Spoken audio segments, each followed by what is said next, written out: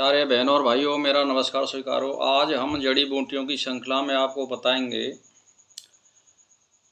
वैसे मेरा तीसरा वीडियो है मिर्गी पर, और ये तीसरा वीडियो बहुत ही अर्जेंट है और पक्की दवाई है मिर्गी की। केवल आपको ज़्यादा से ज़्यादा 3 और नहीं 1 दिन ही गिरनी पड़ेगी बस। तो भाई और बहनों, आपको इस समय जो चौमासे का मौसम चल रहा है, जहाँ कहीं रोज़ बरसात हो रही हो या पानी की जहाँ ज़्यादा सील वगैरह रहती हो खेतों में, तो वहाँ एक घास पर या समा पर या डाब पर या घास पर खेत में एक झाग लगा रहता है। आपने देखा होगा। तो वो झाग जो होता है उसमें एक कीड़ा होता है झाग में, और वो एक ही जगह पे एक आध दो भी मिल जाते हैं और बहुत सारे भी मिल जाते हैं। तो आपको एक छोटी सी डिब्बी लेनी है, कांच की शीशी ले लो कोई। तो उन झागों को आप जैसे, ये मान के चलिए ये घास है तो इस पे लग रहा है, तो इसको ऊपर को सूंघिए आप, और सूंघ करके जैसे भी कीड़ा सहित तो उसको आप ले लीजिए उस शीशी में। शीशी आप चौड़े मुँह की ले लो ज़रा। तो उसमें ऐसे कम से कम 50-100 झाग आप ले लो, और उसको आप कम से कम 1 सप्ताह तक धूप में रख दो उस शीशी को बंद करके।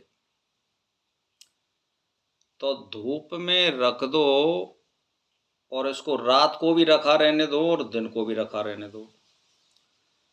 तो जब 1 सप्ताह लगभग हो जाए तो फिर इसको चीनी के बर्तन में निकाल लें और उसको खुशक कर लें। खुशक कर लें और उसको झट खुशक हो जाए तब उसको महीन पीस लें, और किसी अच्छे कागज़ की पुड़िया में उसको रख लें और उसको एक डिब्बी में बंद करके रख लें। अब जो मिर्गी का जो मरीज है, जिसके मिर्गी आती हो, ज़्यादा तो मैं नहीं कह सकता भाई और बहनों, लेकिन अगर आपने इस दवाई को दे दिया, और ये कब दी जाएगी कि जब मिर्गी का दौरा पड़ता है और वो आदमी लेट जाता है, पाँवों को फड़फड़ाता है, हाथों को फड़फड़ाता है, तो मेरा कहने का मतलब ये, उसको कैसे भी थोड़ा शांत होने दीजिए और उसके हाथ पैरों को पकड़ लीजिए, और उसमें से दोनों नथनों में थोड़ी थोड़ी आप दवाई गेर दो। जैसे भी आप सलाई से गेरे हैं दोनों के, और उसमें किसी नली से दोनों नथनों में फूंक मारो, जिससे वो जो दवाई है हमारी वो दिमाग को चढ़े। आपको दोनों नथनों में गिरनी है, बस एक ही खुराक गिरनी है। अब जो हमारी जो बाकी दवाई रही है वो हमको रख लेनी है। तो बस इसको फूंक दो और उसको पड़ा रहने दो। अब आधा घंटे या 1 घंटे बाद या 10 मिनट बाद उसको छींक आएंगी। अगर दवाई पहुंच गई दिमाग में तो छींक अवश्य आएंगी।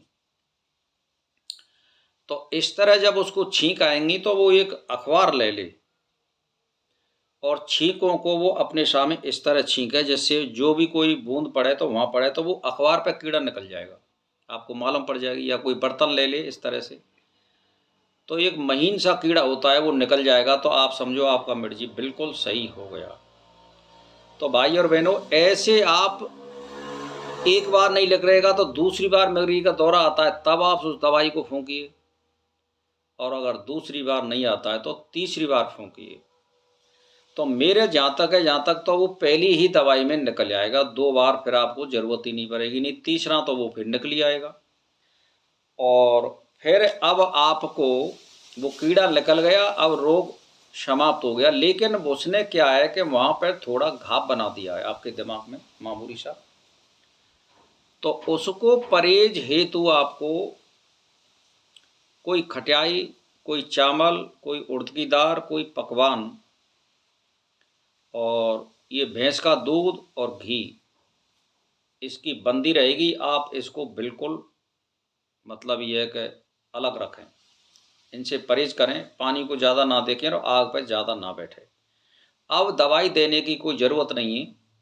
और अगर एक मोटे तौर पे दिमाग को सही करने के लिए आपको मैं एक दवाई बता रहा हूँ, वैसे रोग सही हो गया बिल्कुल, इसमें कोई शक नहीं है। अब आपके दिमाग को संतुलन बनाने के लिए शंख पुष्पी और ब्रह्मी और सर्पगंधा,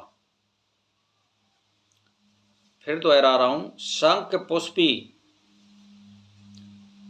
और ब्रह्मी और सर्पगंधा, ये पंसारी के यहाँ मिल जाती हैं। और इन दवाइयों को कूट पीस करके बराबर दवाई लें और शाम को 1 गिलास गाय के दूध में इसको घोर करके लें। इसमें चीनी भी गिर सकते हो।